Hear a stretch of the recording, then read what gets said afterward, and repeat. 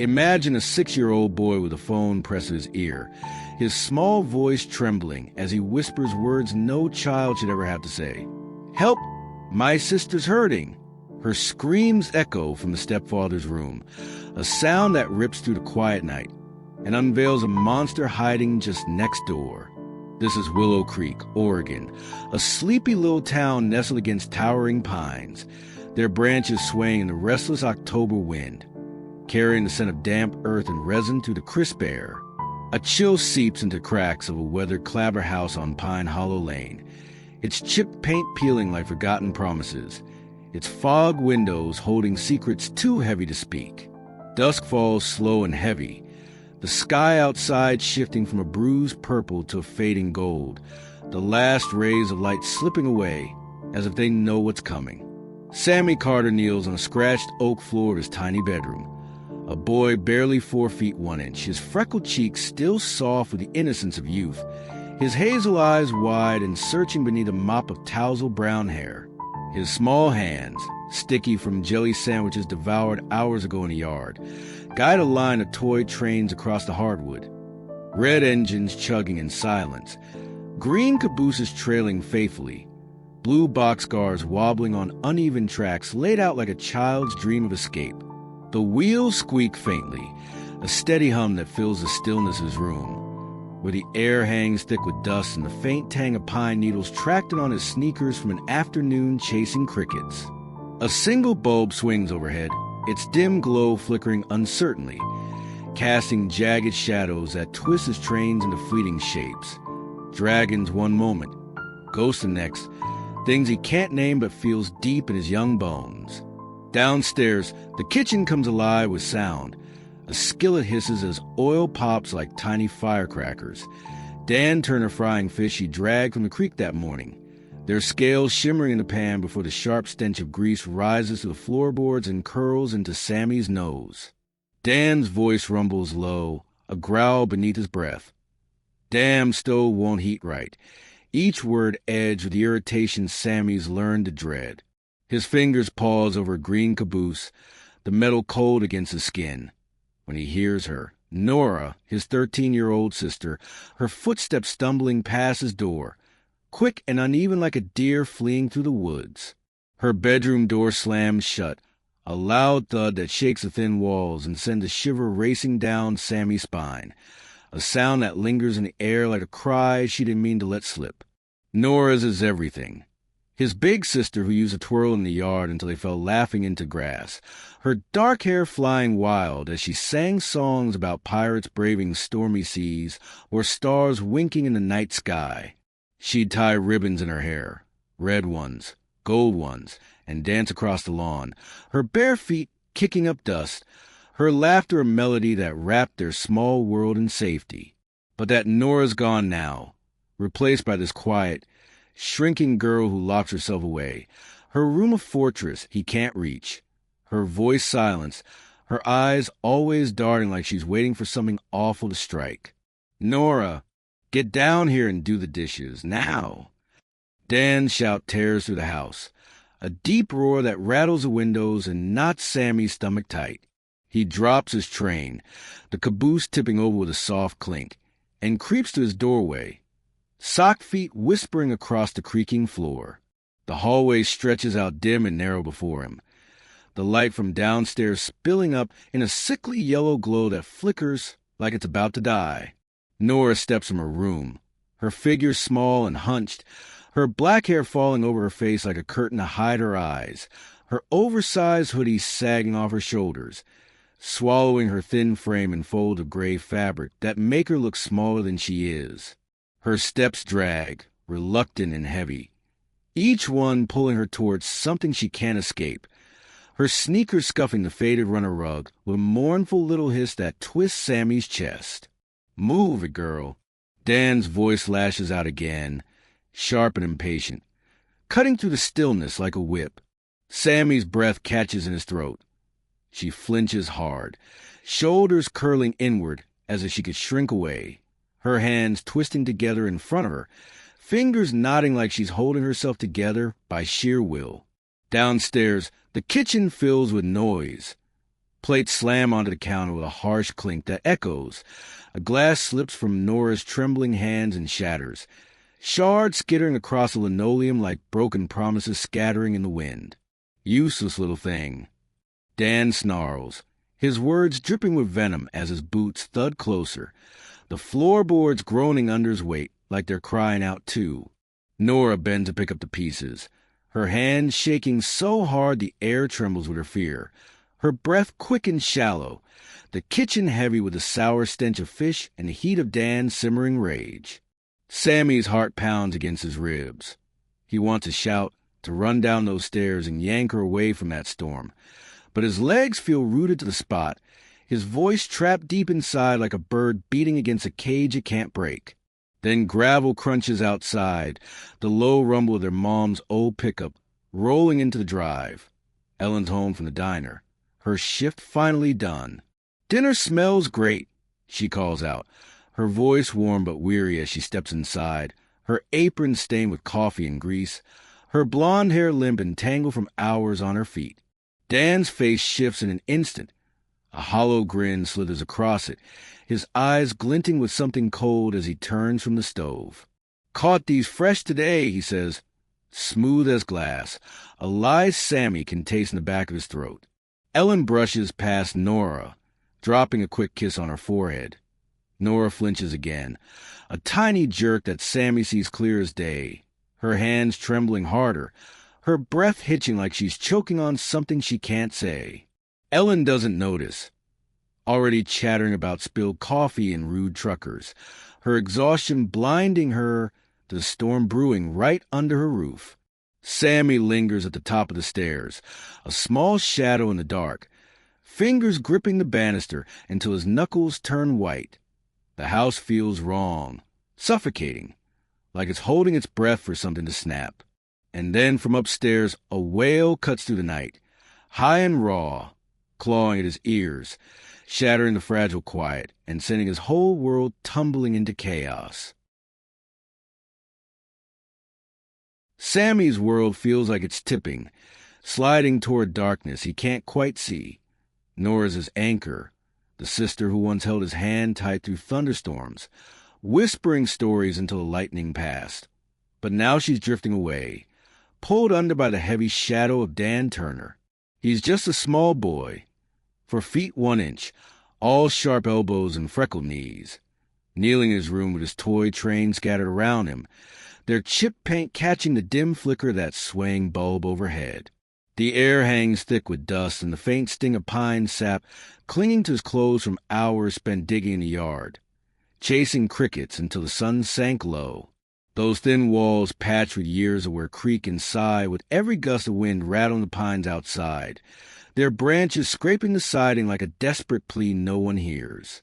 His train sit in a crooked line, red engines, green cabooses, blue boxcars. Their little journey halted as he listens to the sounds creeping up from below. The kitchen crackles with life, grease spits in the skillet. Fish fry with sharp hiss that stings the air and seeps to the floorboards, sour and heavy, mixing with the low rumble of Dan's voice muttering curses. "Where's that damn spatula?" Each word a stone dropped into the silence, rippling out with irritation. Dan looms large in Sammy's mind. 42 years old, broad-shouldered and rough-handed, his beard streaked with gray, a mechanic who spends his days under truck hoods at the garage on Main Street. His coveralls are always stained with oil and sweat, his laugh loud and hearty when he's swapping stories over beers with the guys. Willow Creek calls him Good Old Dan, the man who will fix your carburetor cheap and toss a football with the kids on Saturdays. But at home he's different, a storm brewing on the horizon, dark and unpredictable, something Sammy feels his gut but can't name. Nora creeps into the kitchen, her hoodie wrapped around her like a shield, the gray fabric hanging loose as she stacks plates. Clack, clack, clack, her hands unsteady, trembling like leaves caught in a wind she can't escape. "Can't you do anything right?" Dan's voice slices through, cold and precise, a blade honed to cut deep. She kneels to pick up a fork that slips from her grasp, its clang echoing off the linoleum. Sammy watches from his perch at the stairs, seeing her wince, her breath coming in a quick gasp as her shoulders hunch like she could vanish into herself. Dan stomps closer, boots pounding the floor like hammer strikes, his shadow falling over her. "Look at me when I'm talking," he growls, low and dangerous, a predator's snarl rumbling from his chest. Nora lifts her head slowly, her face pale and drawn, eyes red-rimmed and glistening with tears that haven't fallen yet. Sammy's small fingers dig into banister, his pulse racing, a frantic beat echoing in his ears like a drum calling him to act. "You're worthless," flunking art again. "You're a disgrace to this family," Dan spits, his words thick with contempt, pressing her down like a weight she can't lift. "I'm sorry," she whispers, her voice thin and frayed, barely audible over the sizzle of the fish in the pan. "Sorry's trash, you're trash," he snaps, his hand twitching at his side, a threat hanging in the air, unspoken but heavy. Sammy's frozen where he stands. He remembers last month at dinner when he piped up, "Leave her alone." Dan had turned on him fast, eyes black as coal, voice a hiss. "Kid, stay out of grown folks' business," and shoved him toward the stairs, leaving him hungry and trembling in his room with nothing but the dark for company. Now the gravel crunches outside. Ellen staggers in, her diner apron crumpled, her arms sagging with exhaustion from a double shift. "Fish again?" "Smells like heaven," she chirps, her voice warm but worn as she drops her bag by the door and kisses Nora's cheek. Dan's charm flips on like a switch, his grin wide and hollow. "Fresh catch, hon," he says, slick as oil sliding over water. Nora darts to the sink, her movements jerky, breath shallow. Ellen misses it all, chattering away about spilled tray and a rude tipper who stiffed her, her fatigue a curtain drawn tight over the truth unfolding right in front of her. Sammy lingers on the stairs, his small frame cloaked in shadow, hazel eyes tracing Nora's every move. He sees the cracks no one else does, the way her hands shake like she's holding something fragile that's about to break, the way her shoulders slump under an invisible weight, the way her silence screams louder than any word she could say. The house feels like a trap closing in, the air thick with something sour and wrong that he can't shake. He wants to run to her, wrap his arms around her like she used to do for him when thunder shook the sky. But fear holds him back, a cold hand squeezing his heart until it hurts. Later that night, after the dishes are stacked and Ellen's collapsed on the couch with her eyes half closed, Sammy lies in bed, his toy train clutched tight against his chest, its metal cool and familiar under his fingers. Through the wall he hears Nora's breathing, shaky and uneven, the kind of sound that comes before tears, a quiet sob she tries to bury in her pillow. He whispers into the dark, "Please be okay, Nora," his voice small but fierce, the wind outside howling to the pines like a mournful song carrying a warning he can't ignore. Morning dawns gray and heavy over Willow Creek, the pines dripping with dew, their needles glinting faintly in the muted light filtering through thick clouds that press down like a lid on the town. Inside the house on Pine Hollow Lane, Nora stands before a small, cracked mirror, her reflection staring back like a ghost. Dark hair hanging limp, eyes shadowed with exhaustion. Thin fingers tugging at the sleeves of her oversized hoodie to cover wrists marked with faint purple bruises she's desperate to hide from the world. "Nora, you'll miss the bus." Ellen's voice drifts up the stairs, frayed with the strain of a woman juggling too much. Diner shifts stretching into night, bills piling up on the counter, a home teetering on the edge of something she can't see. "Dan's dropping you off today." His name lands like a stone in Nora's stomach, sinking deep and twisting her insides. She grabs her backpack, its straps worn thin, heavy with sketchbooks she hasn't touched in weeks, their blank pages accusing her of abandoning the girl she used to be. In the kitchen, Sammy sits at the table, his small legs swinging beneath him, spooning oatmeal into his mouth, the sweet tang of berries staining his lips a bright red, his toy train whistle tucked into the pocket of his jeans like a talisman against the day ahead. "Not hungry," Nora mutters as she shuffles in, Her voice barely a breath. Ellen pauses, her hands full with a thermos of coffee, brow furrowing with a flicker of concern. "You quit dance? When did that happen?" she asks, her tone soft but edged with confusion that cuts through the morning quiet. "Weeks ago." Nora lies, eyes fixed on the chipped linoleum, avoiding the worry in her mother's gaze that she knows she can't face. Dan cuts in from a counter where he's pouring coffee, his voice sharp as a blade. "She's slacking off, grades slipping like always." His words sting. A venom Sammy feels too, his spoon pausing midair, a drop of oatmeal plopping onto the table with a soft thud. Ellen frowns, her exhaustion softening suspicion tugging at her. "You loved dance, honey, ever since you were little, spinning in that old tutu." She's interrupted by the jangle of her keys as she rushes out. "Early shift. Dan's got you both today." The truck ride is a prison on wheels. Its engine rumbles low, a growl vibrating through the cracked leather seats. The air inside stale with the scent of motor oil, and Dan's cigarette smoke curling in gray tendrils that sting Sammy's eyes.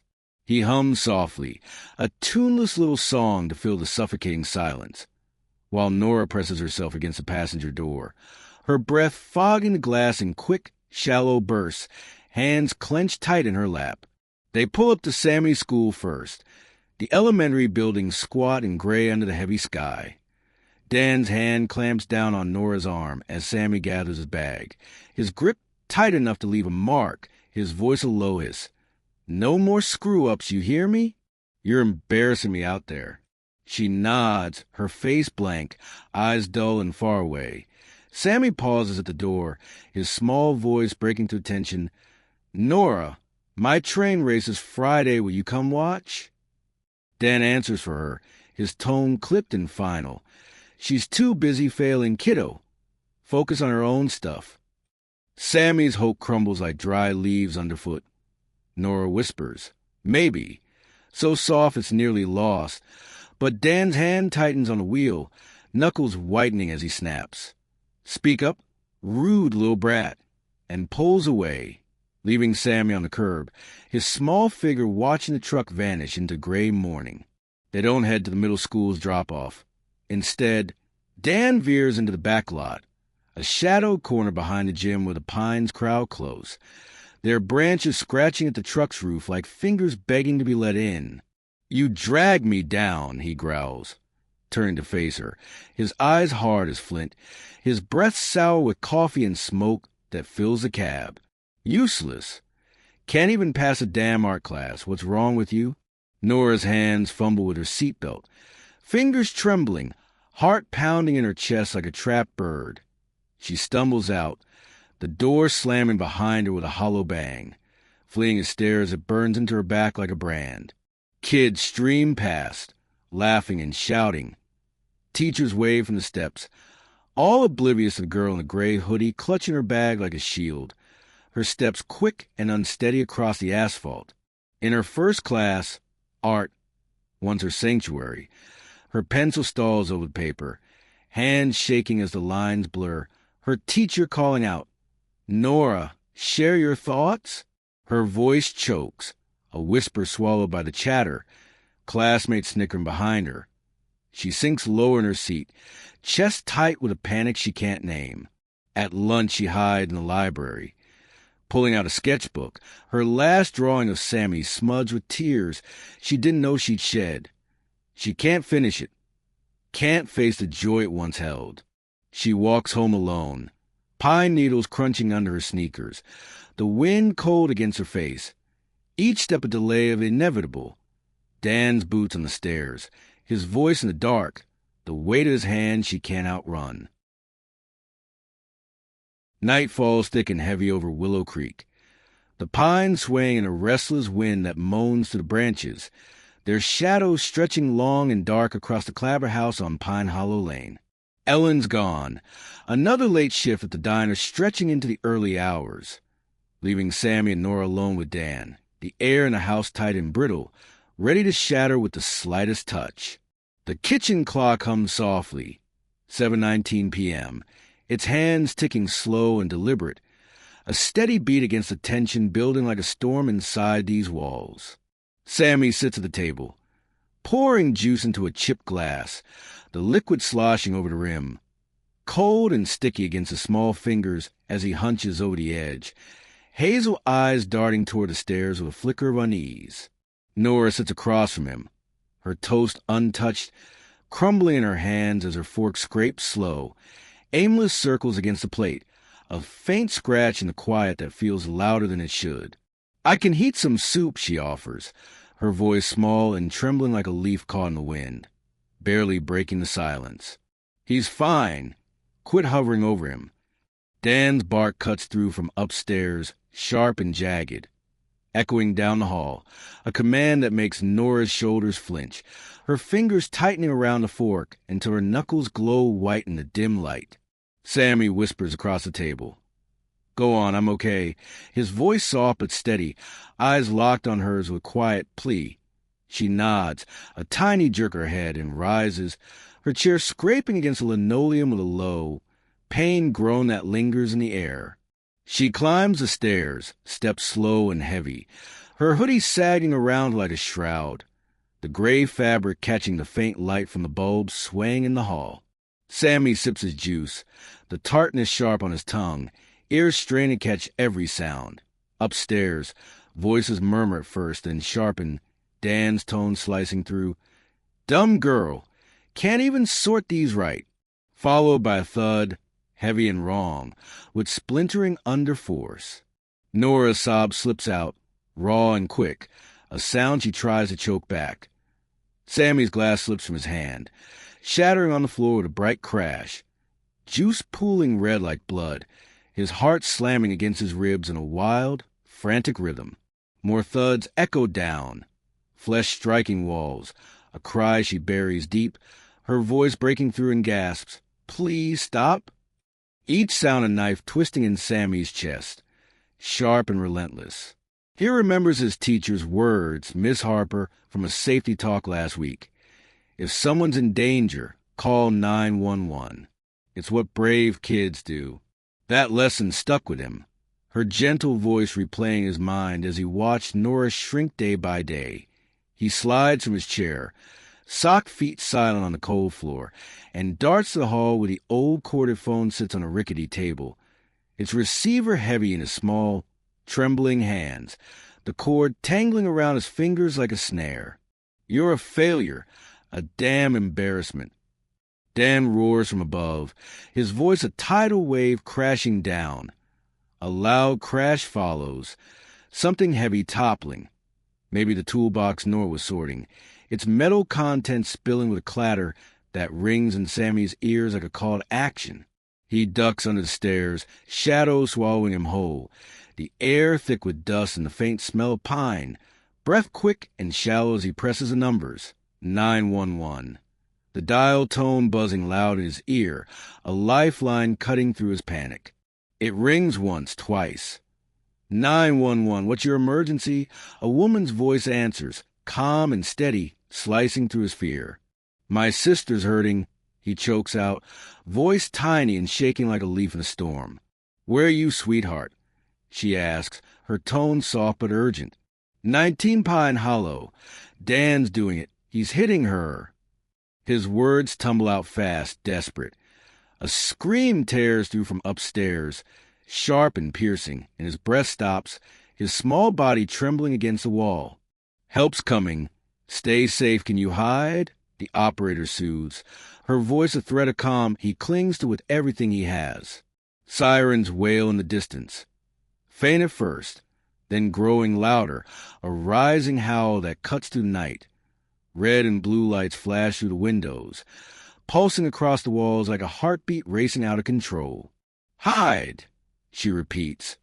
Sammy presses deeper into the shadows, knees pulled tight to his chest, the phone clutched in his grip, his breath hitching with every sound. Heavy boots stomp down the stairs. Dan's voice booms. "Who's there? What the hell's this?" Angry and confused, a beast cornered in his own lair. The front door bursts open with a deafening crash, with splintering, hinges groaning under the force, cops flood in, their shouts overlapping. Police! Hands where we see them. Sammy's heart races, hands shaking as the phone slips in his grip.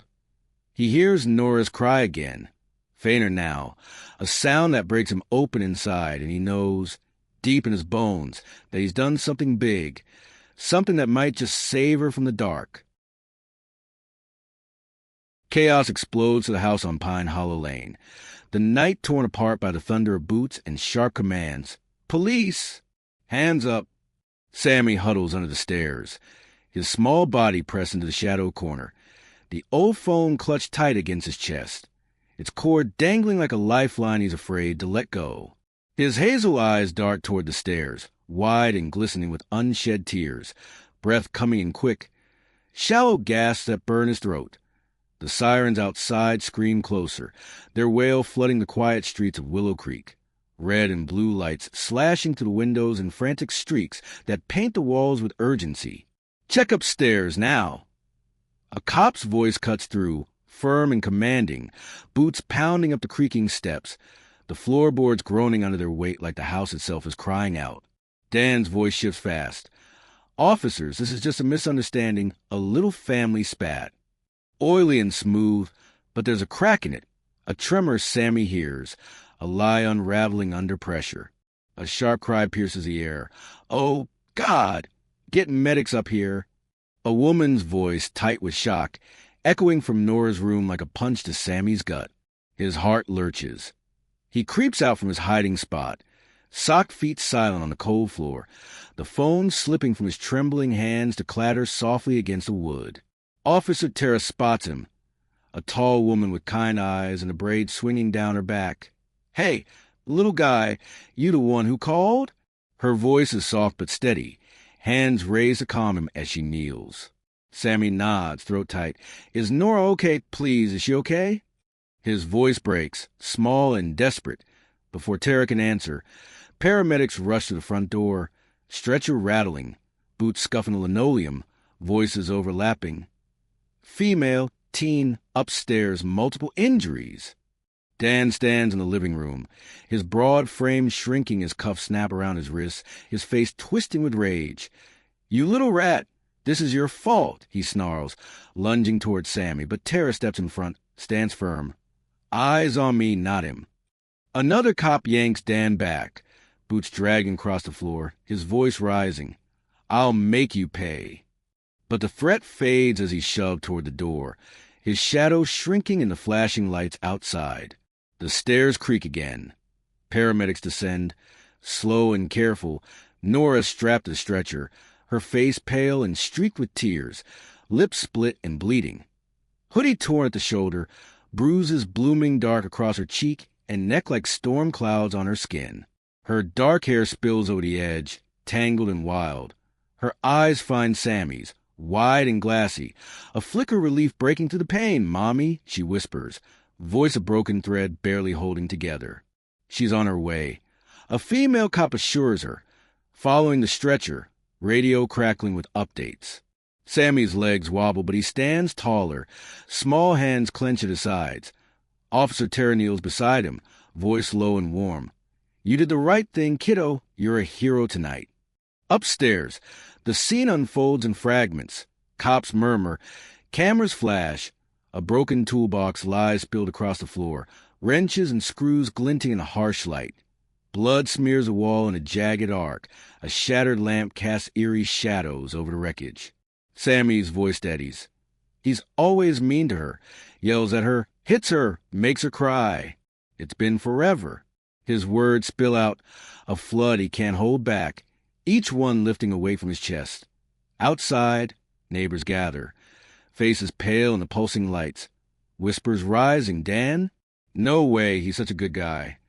Ellen bursts through the door, diner apron soaked with sweat, blonde hair wild.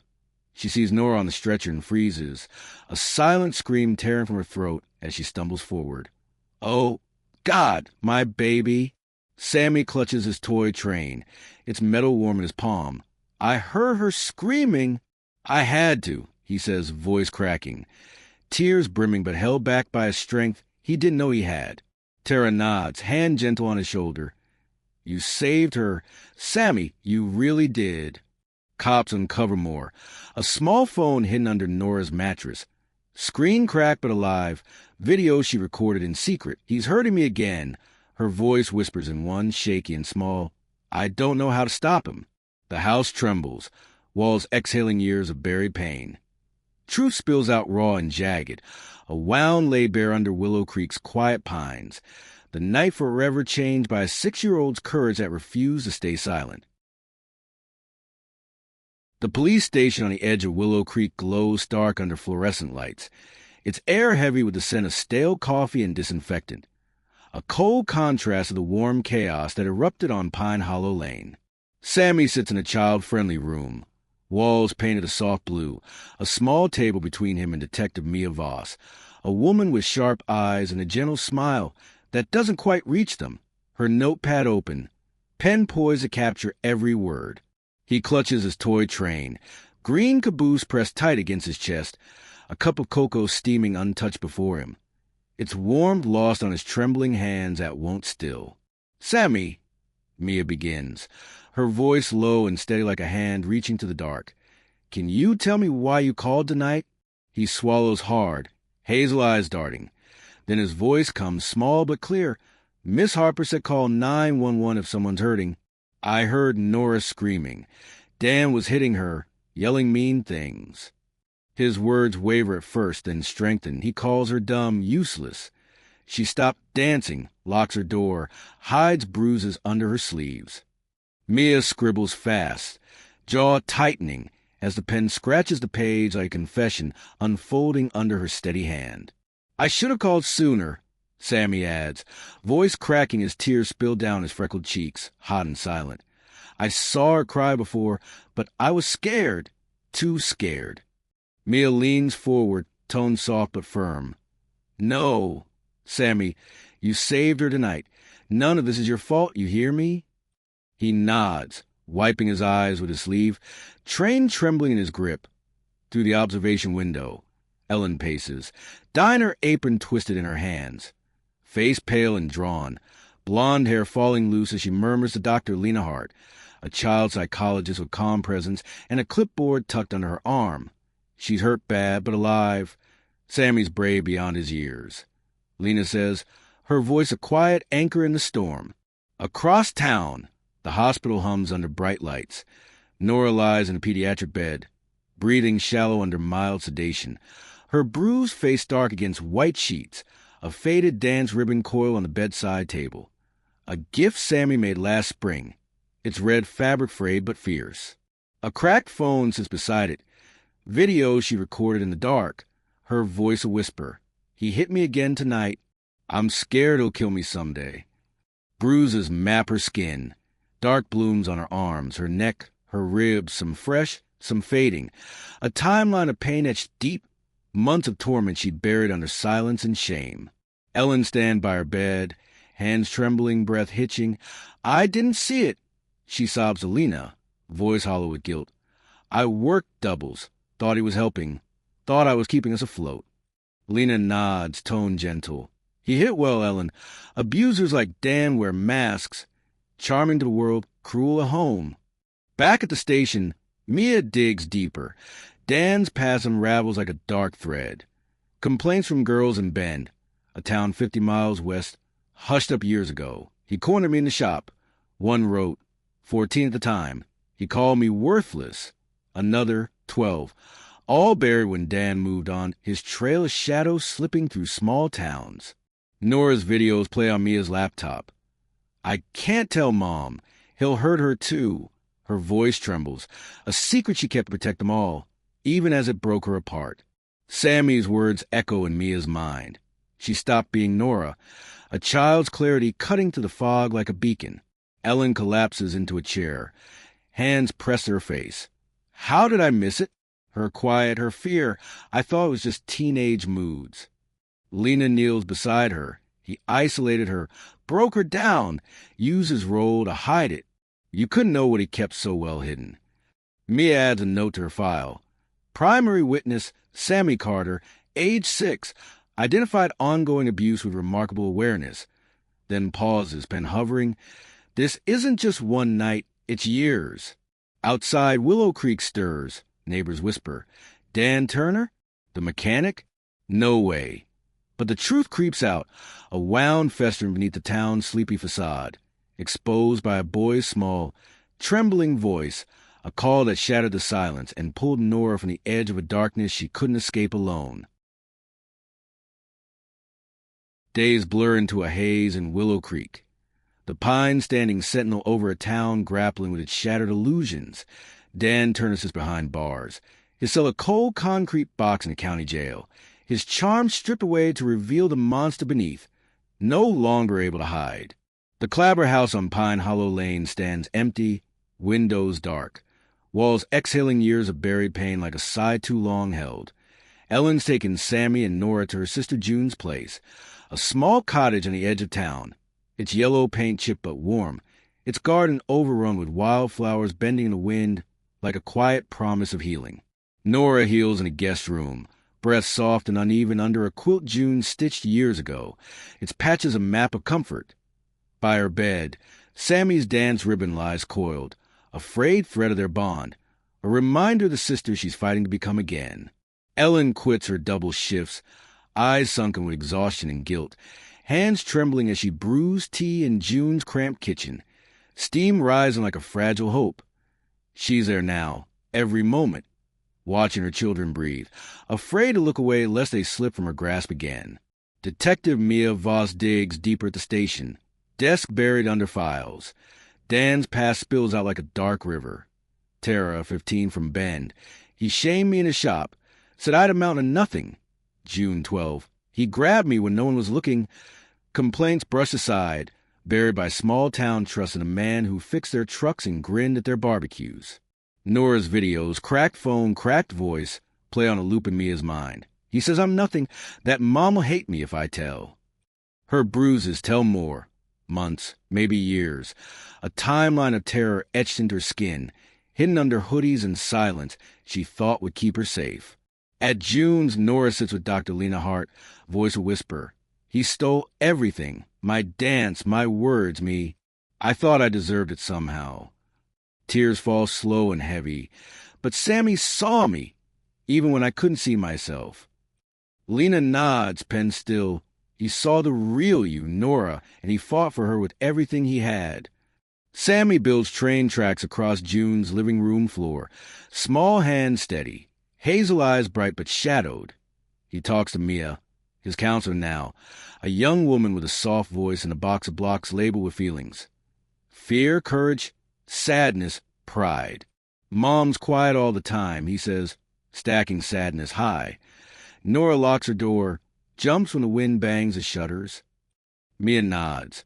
Your family's been through a storm, Sammy, but you're all finding your way back, step by step. Ellen meets Voss at the cottage, kitchen table strewn with evidence.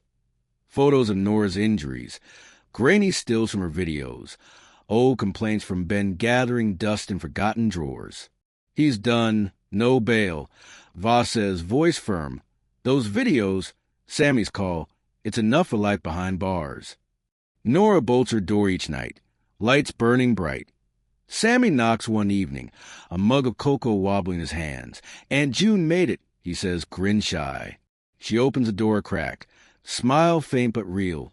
You're my savior, Sam. Ellen watches from the hall, breath catching. They're coming back to me, piece by piece, she tells June, voice thick with tears that won't stop. The town shifts. Chief Harold calls a meeting, face grim. We failed her, failed them all. New training, new eyes, no more looking away from what's right in front of us. Sammy paints a picture at June's table, him and Nora, hand in hand, trains and ribbons bright against the dark sky. We're strong together, he says, small voice steady with a truth he's learned too young. Pain lingers like a bruise on the skin, but hope takes root, fragile but fierce, a family stitching itself back together under the watchful pines, a boy's courage lighting the way through a darkness that once seemed endless. Spring unfurls over Willow Creek, a soft green haze creeping through pines, their needles glistening with morning dew. the air sweet with the promise of renewal after a long, hard winter. The cottage on the edge of town blooms with life, its yellow walls freshly painted, windows flung wide to let in the breeze, wildflowers in June's garden swaying like a chorus of quiet strength rising from the earth. Nora laces up her dance shoes, satin-worn but shining, her name Carter, stitched in bold thread across her vest, a badge of who she's becoming again with every step she takes. Sammy bounds to the hall. "Practice time, Nora." His voice bright, his role as a shadow a steady rhythm in their days that keeps them tethered. Ellen slices apples in the kitchen, crisp scent filling the air, hands steady now. Laughter drifts in from the yard where Nora spins slow circles, movements tentative but growing stronger, and Sammy cartwheels beside her, giggles rising like bubbles into the soft spring light. Shoes by the door hon. Ellen calls, voice warm, a thread of normalcy weaving through their lives. Outside, the pines hum, their song a backdrop to a family finding its footing after being uprooted. Voss rises through the ranks. Her work on Dan's case sparks the Carter Plan, a wave of change rippling through Oregon, mandatory reporting in schools, peer counseling for kids like Nora, a hotline staffed by survivors who know the weight of silence. Sammy's bravery earns a small plaque at his school, for courage beyond years, hanging in the lobby beside posters urging kids to speak, to trust their hearts when something feels wrong. Nora joins the Light Breakers, a group of girls who walked her path, survivors meeting in a church basement, voices soft but growing, stories of lifeline tying them together to the pain they've known. On stage at the community center, June cheers from the front row. Nora leaps, body arcing through the air, face alight with a joy Ellen thought was lost forever, vest catching the light as she lands steady and sure. Sammy leaps from his seat. "That's my sister." Shout ringing out, small hands clapping furiously. Pride a beacon in the dim room that warms every corner. Ellen sits beside June, eyes glistening. "We're whole again, different but whole," she whispers, voice thick with relief that washes over her like a tide. Ice cream drips on the cottage porch later. Nora scoops vanilla, Sammy chocolate. Spoons clinking as they sit close. "Mayor called," Nora says, tone hesitant. "Wants us to speak at some safety thing." Sammy nods, mouth full. "We help kids, right?" Ellen wraps an arm around them, touch soft. "You two are unstoppable now." The town hums with change. Kids play under watchful eyes. Parents linger longer at the park. Whispers of Dan Turner, fading into cautionary tales told in hushed tones. Voss visits, badge gleaming. "Carter plans in 3 counties now. Your family started this." Nora blushes. "I'm not used to that." Ellen smiles. "Get used to it. Han, you're a light." Spring softens the edges of their scars. Laughter fills the cottage. A family reborn under pines. A boy's call and a sister's dance weaving a future brighter than the past they've left behind. Summer blazes over Willow Creek. Pines shimmering in the heat, their scent thick and resinous. The sky wide, unbroken blue stretching above the cottage on the edge of town like a canvas of possibility. Nora's dance shoes slap the hardwood, spins sharpening with each day. Her vest, Carter, a banner of resilience, dark hair tied back with ribbons Sammy picked, red and bold against the sunlight. Sammy races his trains across the porch, wheels humming, math homework tucked away. He skipped a grade, small mind quick and bright, hazel eyes sparkling with a confidence Dan couldn't dim no matter how hard he tried. Ellen stands at rallies now, voice steady as she speaks to crowds. "We miss the signs, but we won't again."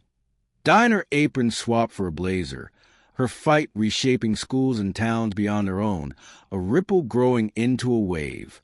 The courthouse looms on a July morning, brick facade baking in the sun. Dan's trial ends, fate sealed. Life without parole is past a noose tightening with every testimony that spills out.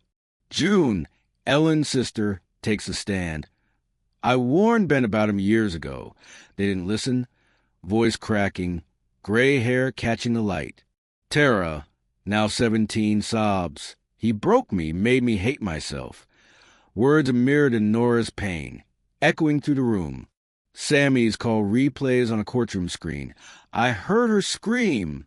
I had to. Small voice steady. A child's truth silencing the room with its weight.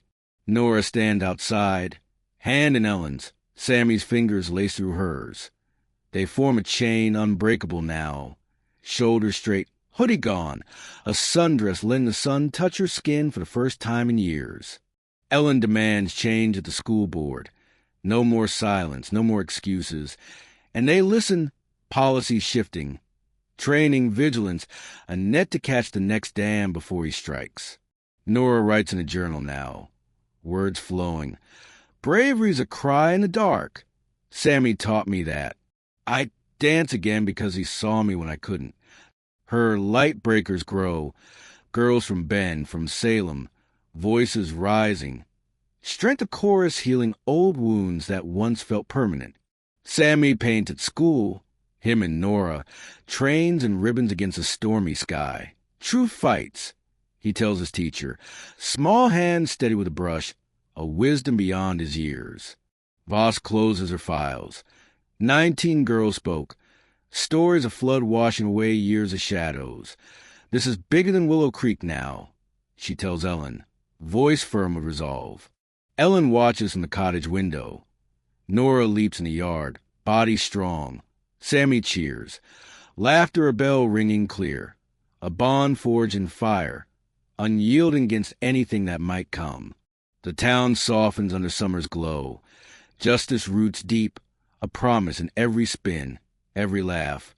Every quiet night when the pines whisper peace instead of secrets, a family's courage rippling far beyond their small corner of Oregon, touching lives they'll never know. Fall sweeps through Willow Creek, pines ablaze with amber and gold, needles carpeting the ground, air crisp and alive with the scent of earth and change that hangs like a quiet victory. The cottage stands proud. Nora's vest hangs by the door. Carter, thread gleaming. Dan's shoes scuffed but cherished. Sammy's bravery plaque glows on a wall. Trains lined up like soldiers on the porch, ready for the next adventure. Ellen's fight reshapes the state. New laws signed, governor citing the Carter case as a call to action, her voice a steady hum at every signing that echoes with purpose. You're my light. Nora tells Sammy one evening, ice cream dripping from their cones, vanilla for her, chocolate for him. Smile soft, eyes clear as they sit close. You're mine, he grins, freckles bright in the fading light, small hand finding hers with squeeze. The porch hums with their quiet. Love binds them. A fortress rebuilt from ashes. Pines outside swaying like guardians over a peace they fought to reclaim. Lena steps onto the porch, wind tugging at her coat. What if a 6-year-old's cries stopped a nightmare? Hit like, subscribe to CK Incredible Story, Oregon's raw heart unveiled. Could you forgive Ellen's blindness? Tell us below. Keep it incredible. Now, dear ones, you walk this hard road with us. Pause tonight, won't you? Light a candle. Let its glow warm your hands. You've held their pain and their triumph through every step. We'll bring more stories soon. Sammy's call echoes through time. A boy, a sister, a truth that shattered darkness, etched deep by CK Incredible Story. Scars fading into strength. A town's silence broken by courage small but mighty. A light for every woman who's ever felt unseen, now shining bright under the watchful pines of Willow Creek.